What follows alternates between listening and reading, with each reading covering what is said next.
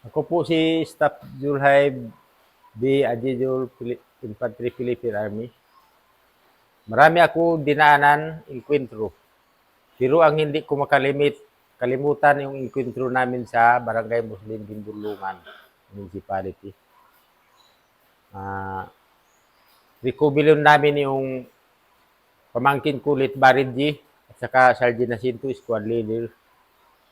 Hanggang nakajoin ako sa 6 Rindil Company lead by 10 Blas Alsiaw. Captain Black.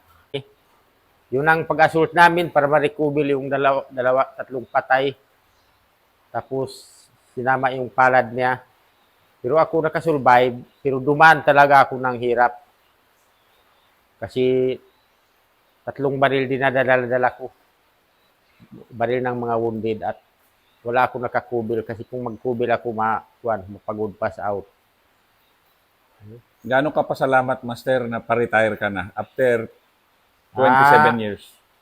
Sa lahat ng mga nanonood, malaking pasalamat sa mga opisyal, lalo na sa mga opisyal ko dito lahat sa 33rd IB, mga dinaanan ko opisyal, sino-sino na.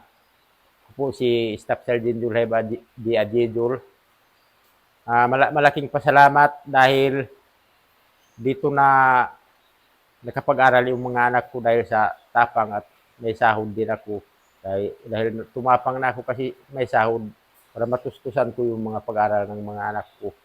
At kung mga gusto ko magpasyal-pasyal,